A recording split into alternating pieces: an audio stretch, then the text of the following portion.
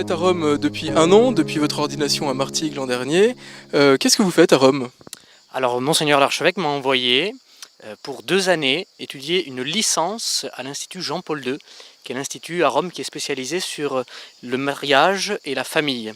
Ce que dit le Christ et l'Église, ce qu'ils disent du mariage et de la famille et de la beauté de cette vocation. D'accord, donc vous avez pu creuser la vocation au mariage, mais quant à vous, eh bien, vous êtes rentré en Provence pour devenir prêtre. Oui, en effet.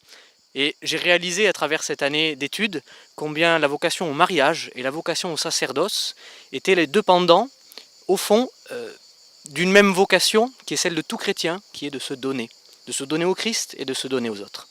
Alors vous vous êtes déjà donné l'an dernier dans le diaconat, qui est un engagement déjà définitif. Cette fois, vous allez vous donner au Christ pour devenir prêtre. Qu'est-ce que ça change pour vous?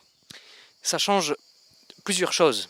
D'abord, le don évidemment est déjà fait, le don du Christ qui s'est donné lors de l'ordination diaconale, ma réponse à ce don. Et en même temps, ce qui change, c'est que le diacre est celui qui est configuré au Christ serviteur, le prêtre est celui qui est configuré au Christ pasteur, au Christ qui conduit, qui enseigne, qui sanctifie le peuple chrétien. Et ce qui change radicalement, c'est que le prêtre célèbre la messe, c'est celui aussi qui apporte le pardon du Seigneur dans la réconciliation, qui apporte le réconfort du Christ dans le sacrement aux malades. Et ça fait quand même une différence de taille. Alors qu'est-ce qui vous a donné envie de devenir prêtre? Je crois profondément la présence de prêtres dans des événements douloureux de ma famille, notamment lorsque mes parents ont divorcé, j'avais 11 ans, et il y a eu des prêtres à ce moment-là qui ont été présents. Le curé de la paroisse à l'époque, qui est venu notamment. Ils n'ont rien pu faire, hein, mais ils ont été là. Et j'allais dire, ils ont pleuré avec nous. Et ça m'a beaucoup touché. Et moi je me suis dit, mais qu'est-ce que ces prêtres ont dans le cœur? Qui est-ce qui habite leur cœur pour qu'ils fassent cela pour nous? Et j'ai été amené comme ça, petit à petit, à découvrir que c'était le Christ qui les habitait, qui les rendait vraiment heureux.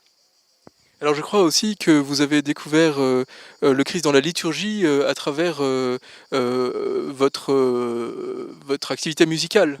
Oui, en effet, c'est un peu plus tard, vers 14-15 ans, j'ai commencé à jouer de l'orgue à la collégiale royale de Tarascon, où le curé de la paroisse, avec qui je suis devenu ami, petit à petit, m'a impliqué dans la liturgie à travers le service de l'orgue. J'aimais beaucoup cet instrument et j'allais à la messe le dimanche avec mes grands-parents. Et puis un jour, j'ai rencontré l'organiste, qui était un jeune organiste, et qui m'a proposé d'apprendre à jouer de l'orgue.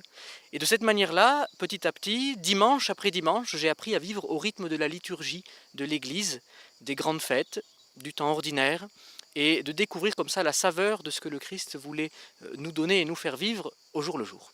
Alors Bastien, vous avez suivi un chemin quand même assez radical, vous êtes engagé jeune l'an dernier de manière définitive, à l'âge de 26 ans, vous êtes donné entièrement au Christ et à l'Église. Comment votre famille a réagi à ça? Eh bien, ma famille m'a accompagné en fait dans mon chemin de vocation. Ça n'a pas été forcément évident au début pour mes parents, évidemment, mais je me souviens notamment de la réponse de mon père qui a été très belle lorsque je lui ai annoncé que je voulais rentrer au séminaire. Il commençait, je crois, depuis quelques mois à se douter que c'était peut-être quelque chose qui habitait mon cœur. Et il m'a regardé, il a d'abord gardé le silence et puis il m'a dit « Mon fils, fais ce que tu veux, si tu es heureux, je serai heureux ». C'est la plus belle réponse que mes parents ont pu me faire.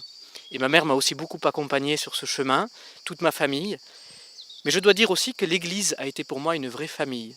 Voilà vraiment l'expérience que j'ai faite de l'Église et de l'Église diocésaine, de l'Église dans sa composante paroissiale, qui a été capitale pour moi dans les paroisses qui m'ont fait grandir, qui m'ont nourri vraiment.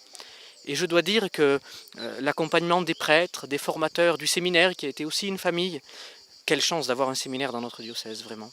Et l'accompagnement de tous les prêtres formateurs dans les paroisses et de tous ces laïcs qui prient, qui sont là, qui veillent sur les vocations de manière discrète, sans se faire voir, mais qui sont vraiment très nombreux et qui nous manifestent ce soutien, sont vraiment importants. Donc oui, l'Église comme une famille.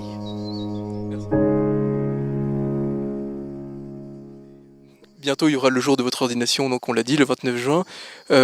Comment vous vous sentez à l'approche de cette date? Bien. D'abord, je crois avec une grande paix. Avec une grande paix parce que, au fond, il s'agit de se laisser conduire, de se laisser guider de se laisser faire et de se laisser habiter par le Christ, profondément. Bien sûr, je viens avec ma liberté, avec ce que je suis, mais je viens aussi avec ma petitesse, avec mes limites, mes faiblesses, et croyez-moi, je les vois bien.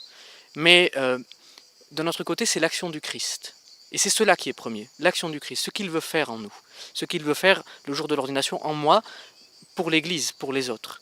Et du coup, ça donne une grande paix, parce qu'à ce moment-là, ce n'est plus nous qui agissons, qui maîtrisons tout par notre petite personne, mais nous nous laissons disponibles pour accueillir cette grâce du Christ. Alors c'est avant tout une paix, puis une impatience aussi. J'avoue que je suis impatient de célébrer l'Eucharistie, de donner le pardon du Seigneur à travers la réconciliation, la confession. Et voilà, donc c'est une joie, une impatience, et puis aussi me laisser surprendre par l'inattendu de Dieu. Voilà, ce que Dieu voudra. Disponible pour le Christ, pour accueillir le Christ, pour l'inattendu de Dieu. Eh bien, Bastien, toute l'Église diocésaine, je pense, priera pour vous et vous portera dans ses prières dimanche pour votre ordination qui aura lieu à 16 h à la cathédrale Saint-Sauveur, dimanche 29 juin.